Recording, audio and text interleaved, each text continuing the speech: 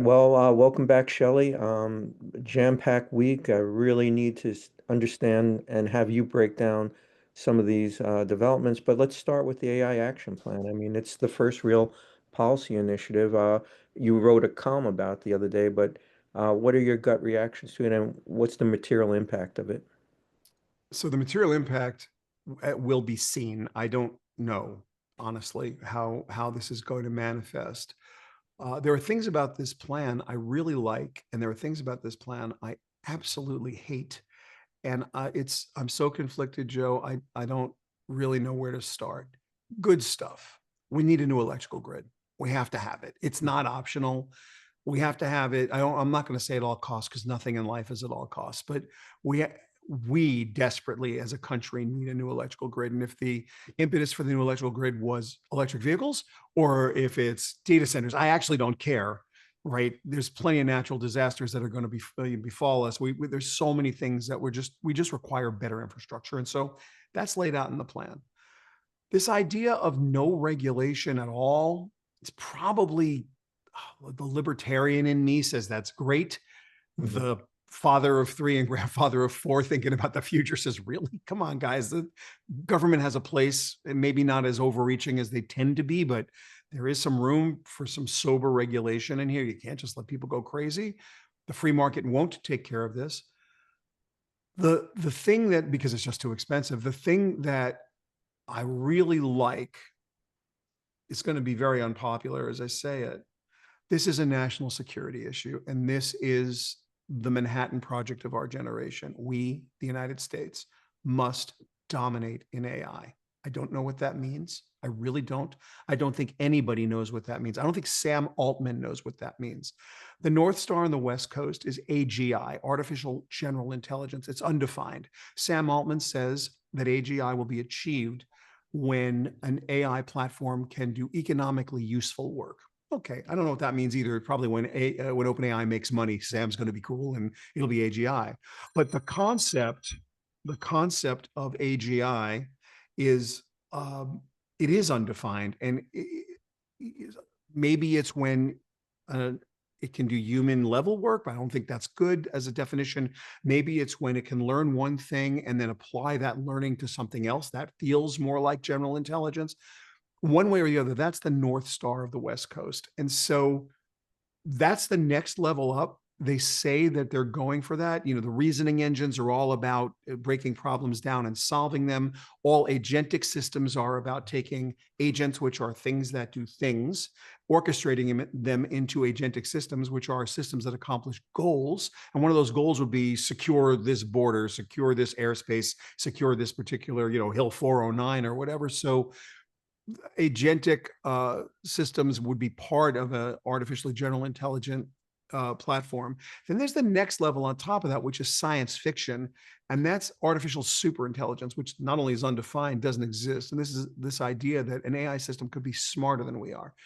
And this is where the action plan sort of gets me, because from a military perspective, when you put 10,000 small drones in the air and they're autonomous and they can make decisions about what it is they're going to do, Stinger drones that can be Right. used once to kill a person, larger drones that can be used to put 10 of them on a tank and blow the tank up.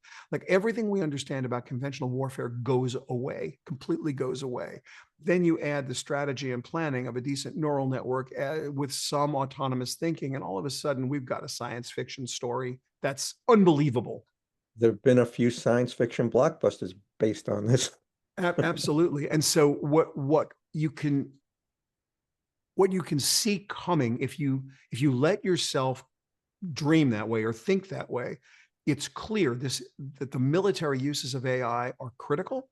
And in fact, not only are they critical, they're super critical. You Right. must win that race. And so that if that were the only thing in the plan, I'd like it. The other thing that's in the plan that's nonsense is, well, we're not going to, no one's going to lose their jobs. Folks, people are going to lose your jobs. Their jobs are Right. going to get lost. I mean, the idea that it's people first or any of that, that's just window dressing nonsense. I don't know why they bothered to put it in there.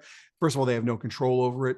And secondly, the systems that become that powerful will by default, by definition, execute at a very high level. And let's face it, most people don't create for a living or think for a living. They execute other people's visions and they follow instructions. And if you do that in a white collar way or in a white collar environment, there's a very good chance that these super automation products, which is what all AI systems Sure. are going to have a big impact on how you spend your day. And a lot of people are going to get displaced or replaced. Reduction in force is a big thing. So that if you think about Yeah. overarchingly, those are the big ones. The rest of the stuff that's in there, yeah, you know, you can read about it at shellypalmer.com. I tried to take that 25 pages and make it 3 pages long. Yeah, no, and I encourage everybody to read. I'll put a link into your post about that because it's a good breakdown. But if you don't mind me following up, Sure. you covered a good timeline there, all the way up to superintelligence, and you talked about the most consequential application of it with military. But that's why I'm wondering why there's no guardrails or guidelines in the action initiative, because now's the time to to put those protocols in place so that look, I wanted to bring this up. You wrote a great piece about a month ago on the manifesto. Now, that was designed and intended for corporations, private enterprises. But why don't we even have something like that in this AI action plan? It's a great question. And if I, again, I'm not a politician, I don't cover politics, I don't want to make this political, but if I was the government of the United States right now, regardless of the party in charge, I would understand that the physical nature of warfare, where you use war machines to, look, we've been throwing rocks since the dawn of time. And most of the technological advances are about better ways to throw rocks. Bullets are rocks that move very fast, right? Mm. Spears are rocks that move fast. Bullets are rocks that move fast. Rockets are rocks that move fast. Missiles are rocks that move high and fast. Like we just make better rocks, better ways to throw them. So if we're talking about turning the AI into an autonomous brain for a physical thing like a bomb, like a missile, like a drone, okay, that's one thing. Joe, the other side of this is that we live in a world that is interconnected and the internet is a thing and cybersecurity is real and AI warfare that where the computers are fighting the computers in ways human beings don't understand, defending the financial system, defending the power grid, defending the, you fill in the blank of the infrastructure system, fill in the blank of the corporate system. There are some of our clients where the SecOps guys will tell you they're being attacked 20, 30, 50,000 times a second, Mm. not per day, like per second. And the ones that are attacking that they understand are the easy ones to defend against. It's the ones that come in stealthily or that are socially engineered through the cracks. Like that's the stuff that freaks them out. AI is going to be unbelievably good at that. Sure. So why not a manifesto? Why not some kind of North Star? And I almost think that's strategic right now. The government's good at what it does. It's got some good people, but they're all on government salaries. People at Google are making $1 million, $2 million, $5 million a year. Facebook just offered the people that can do this 30, 50, $100 million to come over there. How rarefied is the air? This is NBA, NFL, best, hit 375 level baseball money. This is like, are you the best of the best of the best? You should be paid like a professional athlete because your skills are so required. I can get $50 million working for Zuck, not metaphorically, not figuratively, literally get offered that kind of money. Am I going to work for the federal government? Private Right. sector is going to be deeply involved in this. And we need the very best minds doing what they need to do to defend themselves because all those corporations have security. I need to share some of that with the government. Some of that stuff may not be what you want to put in a manifesto. For example, if you wrote something like, we're going to ethically blah, blah, blah, whatever it is, like just that, we're going to only train on blank. We're only going to do this. That level of restriction in warfare makes no sense. Right. Yeah, I would say Asimov's laws of robotics would be a good starting point, but you're right. When your goal is to eradicate your enemy. It's gonna, you shall never harm a human. It's like that human's here threatening another human. Your whole job is to, you know, Right. destroy this thing. It's like, you can't like, Okay. yes and no. And look, all of the regulatory and all the privacy regulations and all of the, every regulation I've ever seen that has anything to do with technology has been years behind where the technology was and only served to do what my good friend Bill Gurley articulated so beautifully in his speech about regulatory capture. Regulatory capture, this idea that the corporations themselves are writing the regulations to preserve, protect, and defend their ability to increase shareholder value. And so in a system that is that corrupt, and I'm not saying the government's corrupt or the corporations are corrupt, I'm saying the system is built in a way that allows for giant corporations to perform functions that in fact capture the regulation on their behalf. As long as that's possible and it's actually a practice and you could see it everywhere, then none of this makes sense because we're playing with fire here. Carl Yeah. Sagan has a great metaphor.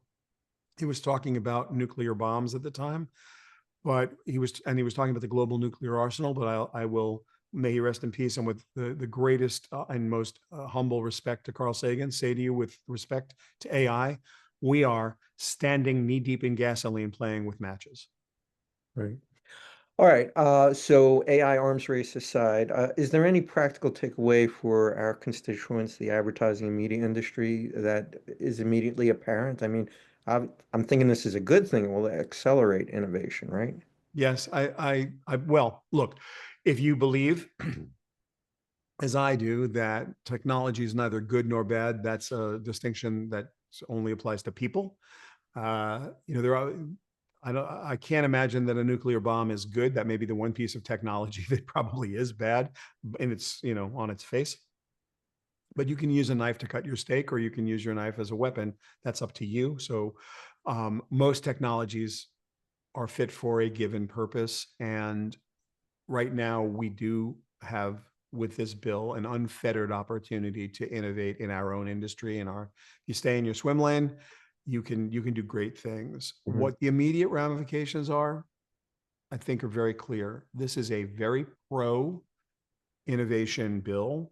This is or mandate. This is an incredibly pro innovation point of view. It's kind of a damn the torpedoes full speed ahead document. If you take just the good parts, you now have unfettered access to innovate. Like, no one's going to stop you. You go ahead and innovate. And I think that's license to innovate. Mhm. Will you have enough power? Yeah. Will you have enough compute? Yeah. Are we going to be secure as a nation? I don't know. But I do know that from a business perspective, it's, just go. And I'll tell you what, Joe, it's been really interesting. Like 23 was all about, oh, this is new and it's fantastic and interesting and show me how it works. And 24 was like, okay, let's do an MVP or 500, because there's like so many people that just, you and I have discussed this in the past. There's like so many projects.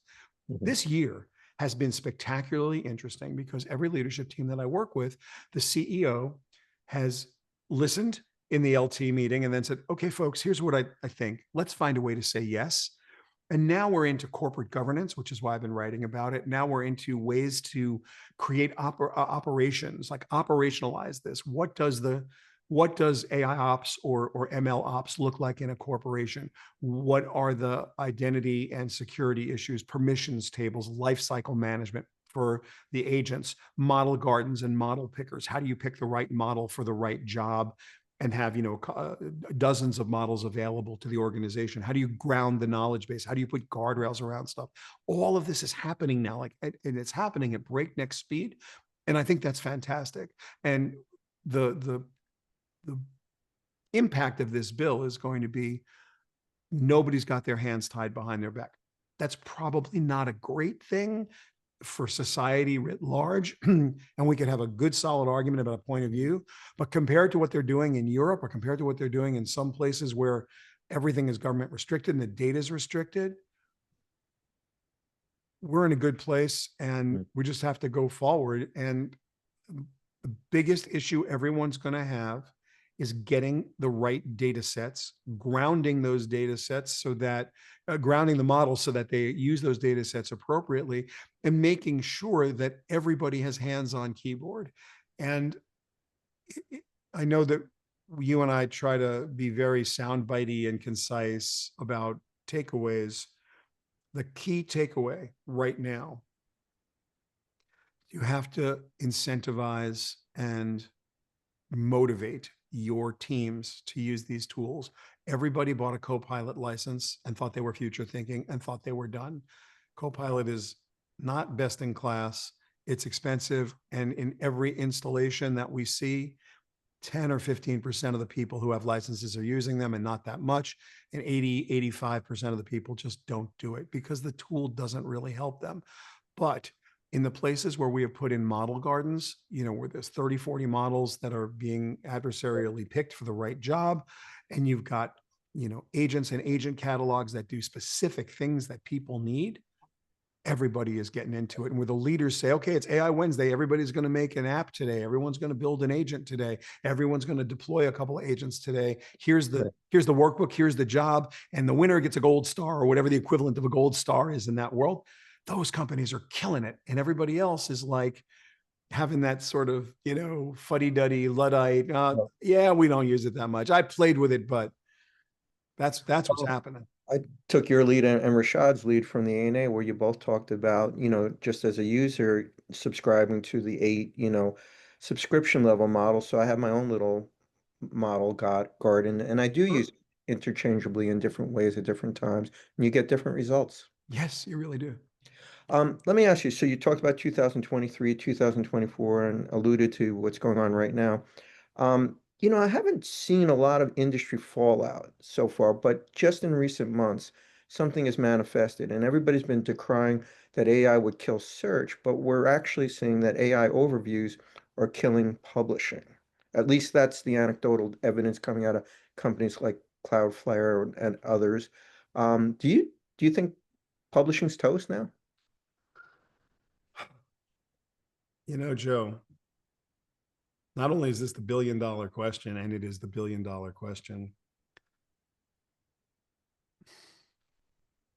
in 36 months, code and content will be free. End of story. What does that do to publishers? Nothing good. Mhm. Why will it be free? If you get an emotionally satisfying answer from the answer engines, you don't need to do anything else. I have a dog in this hunt. I write a newsletter every morning. That I've got, according to ChatGPT, over 1.2 million words that it's scraped. Mhm. If you ask Claude or ChatGPT, not so much Llama, but sometimes with Llama, Mistral, or DeepSeek, you ask it who I am, it will tell you. You ask it what I do, it will tell you. That it can scrape off the internet. But the part that makes me sad is when you say, here's a topic, write a morning blog post in Shelly Palmer's morning blog post style. And that's the only prompt. Write a morning blog post in the style of Shelly Palmer. I won't be able to tell I didn't write it. Right. Now, who do I go see about that? Mhm. It's like, what do you, I've asked this question to exactly who I'm supposed to ask this question to, the highest ranking officials at the highest level of foundational model builders, because I do have access to these people, and they just look me in the eye and say, Right. Well, we've talked about creativity and originality before, and you've made some great points about that. I'm talking about something more about discovery, which is a completely different phenomenon that's just popped up, which is that if people could get the answers from that overview, they're not going to the links of the publishing sources. And that's going to kill that economic engine. so That's yeah, what creating the content in the first place. so there are a lot of questions packed into that question. The conjecture is, if I have an elite data set, that data set will answer a question demonstrably better than a less elite data set. So better data should get you a better answer. That's the conjecture. Therefore, a marketing question about AI pointed at a knowledge base called Shelly Palmer Notebook, where I've taken all of my writings about marketing and AI and put it there. Mhm. Will that database answer a question more succinctly, better, more emotionally satisfying, more truthfully, more useful than whatever OpenAI has scraped on the entirety of the public web worldwide, averaged out in a vague recollection of everything it's ever read, and gives you the answer. Is my answer 20% better, 50% better, 3% better, which is imperceptible? What is the percentage where you would know that the database grounded in my content is better than the database that OpenAI has put together, or Anthropic, or anybody else for that matter? If it is true that my elite data set, and you fill in the blank, anybody's elite data set, meaning anybody's personal private data that they point a large language model to, is better than the average of everything ever written delivered to you, then publishing has a future, because you'll be able to put up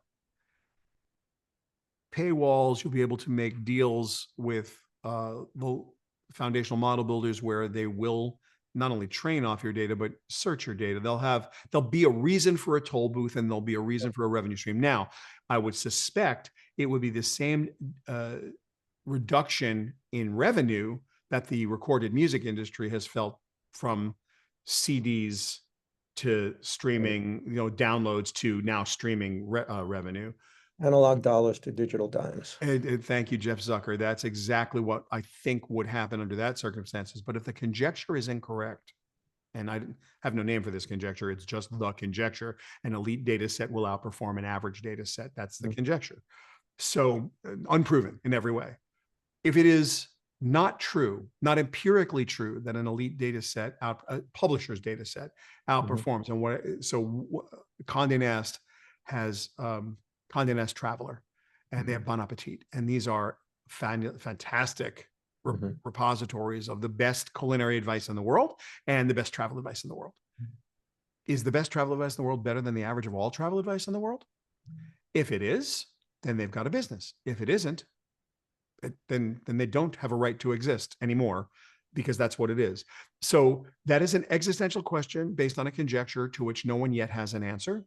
So far, AI Overviews is proving that at least 50 to 60% of the time, by objective data, when you receive an emotionally satisfying answer to your query, you click on nothing. Right. Ouch. All right, so last question on that note. It's been nearly 20 years since Nicholas Carr raised the question and wrote the book, Is Google Making Us Stupid? Is Google AI Overviews making us stupider as a population? As I have often said, America has chosen a very unfortunate decade to make it cool to be stupid. So is it making us stupider? What's your benchmark? I mean, we have a bifurcated point of view. People are now, don't get, we have 30 hours to talk about this. Okay. What I think is important to understand is that there are people who think TikTok is doing your own research, or YouTube videos doing your own research, with no meaningful or academically rigorous way to confirm that their research is valid. So they watch 3 YouTube videos that are inside their comfort zone. They're in an echo chamber, and they go, I researched this, because they don't understand the Socratic method nor the scientific method. And they are incapable, because of our educational system, of holding 2 opposing thoughts in their head at the same time. It's just not how anyone's trained anymore, and people don't do it. You literally need to be in a job where you need to think for a living, and which most people don't. Most people execute other people's visions for a living, or are given instructions. And so, yeah, it's not making us more stupid. It's making us more docile, and it's making us more compliant. And us, meaning everyone, myself included. I'm not considering myself elite, or anyone I know to be elite. There are no human beings on this planet that are wired to default to distrust, unless you're in a threatening situation. So it's 2:00 in the morning, you're walking home on a dark street that in a city you don't know, and you find yourself having to walk because there's no other transportation. You are hyper aware of 100% of your surroundings. You are defaulting to distrust of everything. Anything moves, you're going to be aware of it to the best of your sensibilities. But in a normal day, You walk in a restaurant, you're assuming the food is safe because it's a restaurant. There are other people eating there.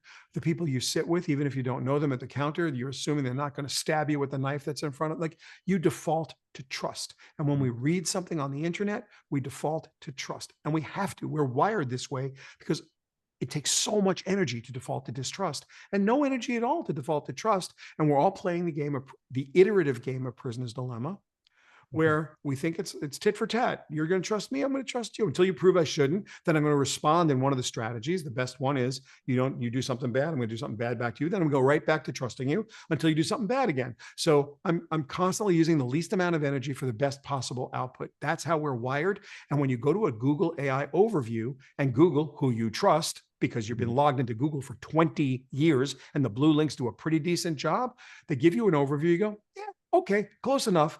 Everybody does it. I do it. You do it. Everybody does it. Is that answer right? Kind of right? Sort of right? Which it's good enough. Mhm. And as we know, great is the enemy of good. That's where we are right now. It's terrifying, Joe. It's Mhm. terrifying. And and I think we're going to have to go through some cycle and people understand the downside, or worse, maybe they don't. I don't know. But if I'm going to stay up at night thinking about something, the dumbing down of our society is, top of the list. And Mhm. by the way, it's a pretty low bar. Yeah. Well, on that happy note, you've given us a lot to think about. We'll check back in a few weeks or so. Yeah, I look forward to it, Joe. Thanks so much. Thank you.